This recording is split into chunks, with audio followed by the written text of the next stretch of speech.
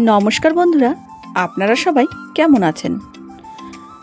আশা করি আপনারা সবাই ভালোই আছেন। আর রুমার ন্যাচারাল ব্লগে আপনাদের সবাইকে স্বাগত জানাই। আজ আমি রান্না করব বাটা মাছের কোরমা। তার জন্য এখানে আমি বাটা মাছকে ভালো করে কেটে ধুয়ে পরিষ্কার করে নিয়েছি। আর দেখুন, আমি আগে থেকেই বাটা মাছের গায়ে লবণ, হলুদ আর শুকনো লঙ্কার গুঁড়ো মাখিয়ে রেখে দেব। দেখতেই পাচ্ছেন আমি কিন্তু বাটা মাছের গায়ে লবণ, হলুদ আর শুকনো লঙ্কার গুঁড়ো মাখিয়ে নিলাম। মাখিয়ে এভাবে আমি রেখে দেব।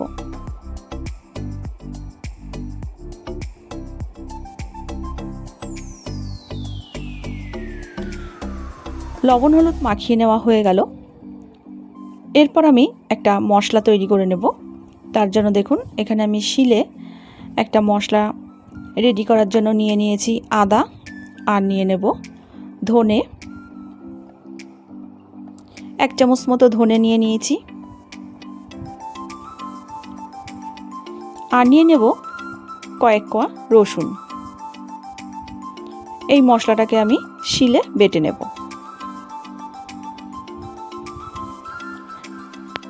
শিলে মশলাটা বাটতে বাটতেই এদিকে আমি একটা ফ্রাই প্যান বসিয়ে দিয়েছি। প্যানটাকে ভালো করে গরম করে নেব। তারপর ওর মধ্যে দিয়ে দেব কিছুটা পরিমাণ সর্ষের তেল।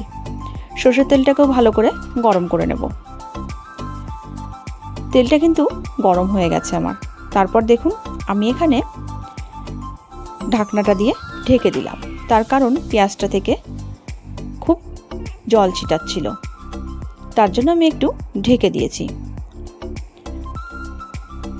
আর পেঁয়াজটাকে আমি একটু লাল লাল করে ভেজে নেব।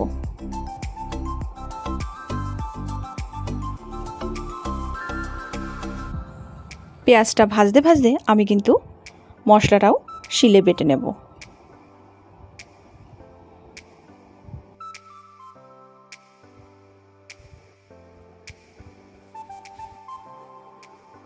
এখানে আমি মশলাটা করে নেব। তার জন্য আমি দিয়ে দিলাম কয়েক টুকরো কাজু বাদাম। আর দেখুন, পেঁয়াজটা কিন্তু আমার ভেজে নেওয়া হয়ে গেছে। পেঁয়াজটা এবার আমি তুলে নেব। কাজু বাদাম আর পেঁয়াজ ভাজাটা আমি বেটে নেব।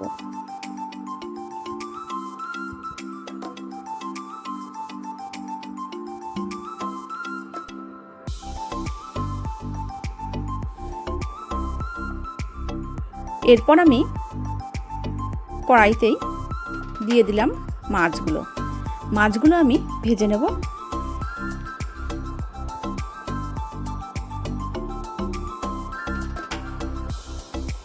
মাছটা ভাজতে ভাজতে এদিকে আমি কাজু বাদাম আর পেঁয়াজটা বেটে নেব। আর এদিকে দেখুন, আরেকটা কড়াই বসিয়ে দিয়েছি, তার মধ্যেও আমি কিন্তু তেল দিয়ে দিয়েছি। আর এদিকে ফোড়নের জন্য দিয়ে দিয়েছি গোটা গরম মশলা আর জয়িত্রী, আর দিয়ে দিলাম মৌরি। ফোড়নটা থেকে যখন সুন্দর একটা গন্ধ বেরোতে শুরু করবে, তখন আমি দিয়ে দেব এর মধ্যে বেটে নেওয়া মশলা।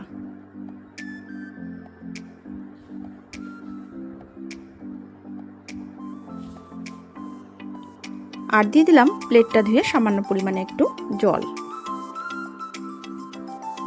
এবার আমি একটু ভালো করে নেড়ে চেড়ে নেব।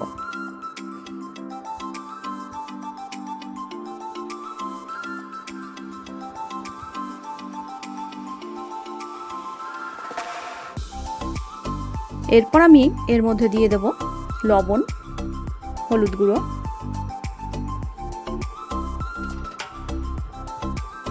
দিয়ে দেব লঙ্কার গুঁড়ো,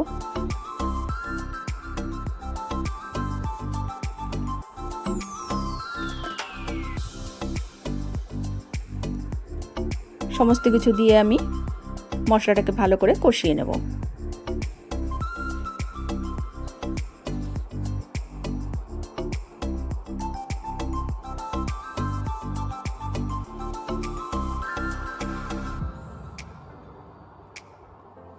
এরপর এর মধ্যে আমি দিয়ে দেব জিরের গুঁড়ো। পরিমাণ মতো আপনারা জিরের গুঁড়ো দিয়ে দেবেন। তারপর আর একটু জল দিয়ে দিলাম। আবারও মশলাটাকে ভালো করে কষিয়ে নেব।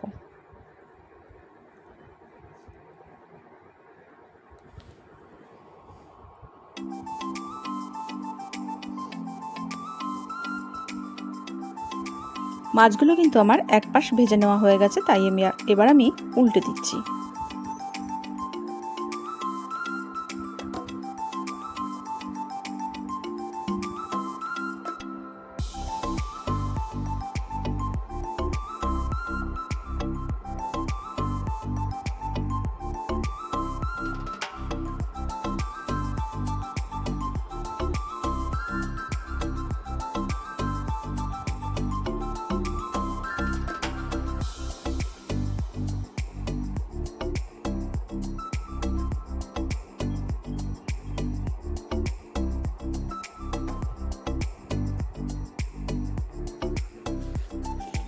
মাছটা কিন্তু আমার উল্টিয়ে দেওয়া হয়ে গেল। এরপর পেঁয়াজ আর কাজু বাদাম বাটাটা এর মধ্যে দিয়ে দিলাম।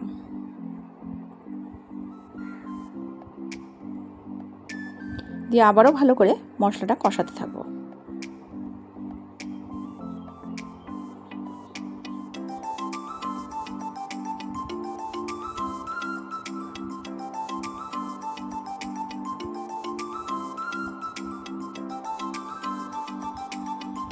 মাছগুলো কিন্তু আমার ভেজে নেওয়া হয়ে গেছে।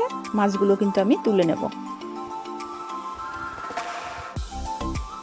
আর মশলাটা কিন্তু আমার কষিয়ে নেওয়া হয়ে গেছে। এর মধ্যে আমি দিয়ে দিচ্ছি ফেটিয়ে নেওয়া টক দই।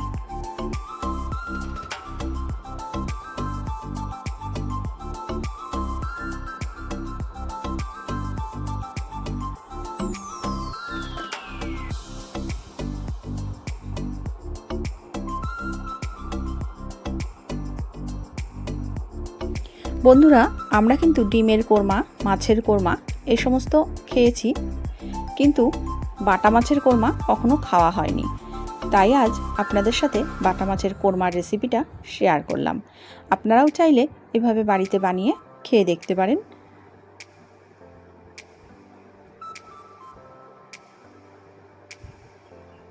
দেখুন, মশলাটা থেকে কিন্তু আমার তেল ছেড়ে দিয়েছে।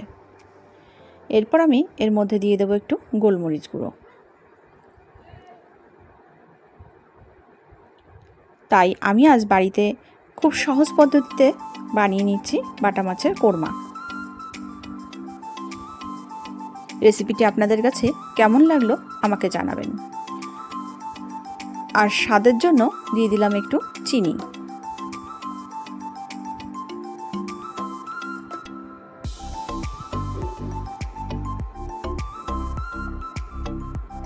বন্ধুরা, বাটা মাছের ঝাল, বাটা মাছের ঝোল এ সমস্ত কিন্তু আমরা প্রায়শই খেয়ে থাকি।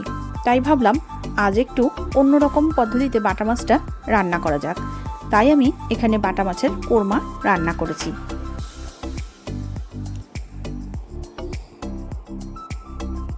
এরপর দিয়ে দিলাম জল। জলটা দিয়ে ভালো করে ফুটিয়ে নেব।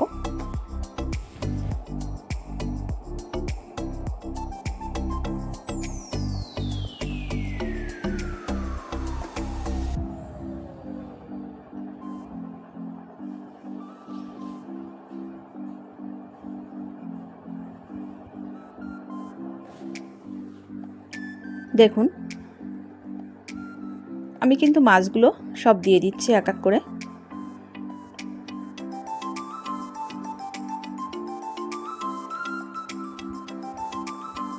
যেহেতু কোরমা রান্না করব, তাই কিন্তু ঝোল বানানো যাবে না।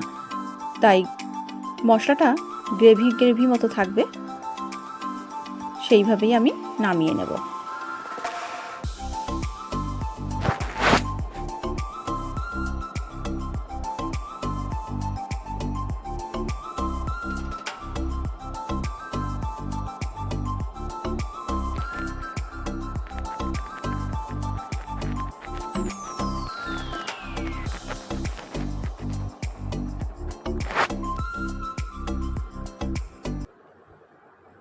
কোরমা কিন্তু আমার রেডি হয়ে গেছে। এই জন্য এখানে আমি দিয়ে দিলাম গরম মশলার গুঁড়ো। আর সবশেষে দিয়ে দেব কেওড়া জল।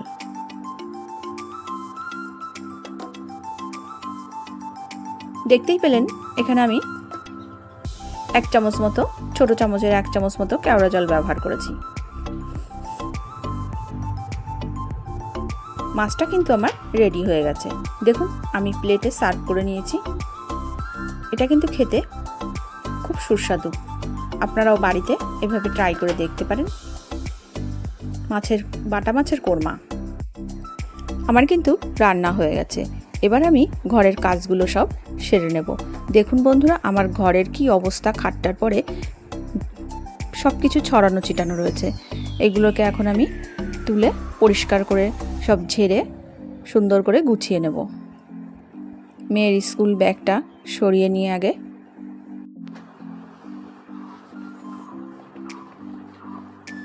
এবার আমি কাঁথা বালিশগুলো সব ভাঁজ করে গুছিয়ে নেব। চাদরটা একটু টান টান করে সমান করে দিই।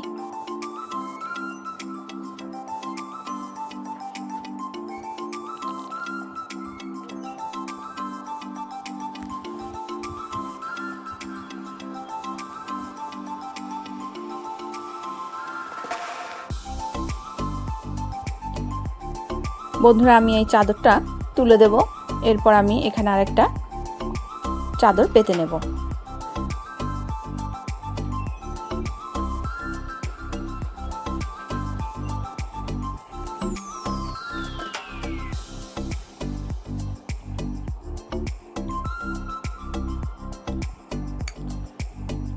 বিছানাটা তুলতে গিয়ে দেখলাম চাদরটা একটু নোংরা হয়েছে, ওই জন্য চাদরটাকে তুলে নিচ্ছি আর একটা অন্য চাদর পেতে নিচ্ছি।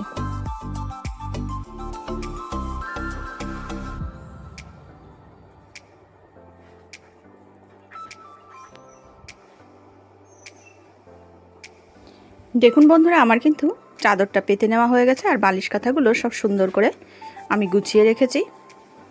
আপনাদের কেমন লাগলো আমাকে জানাবেন। আমার ভিডিওটি আজ এ অবধি। দেখা হবে অন্য কোনো ভিডিওর সাথে।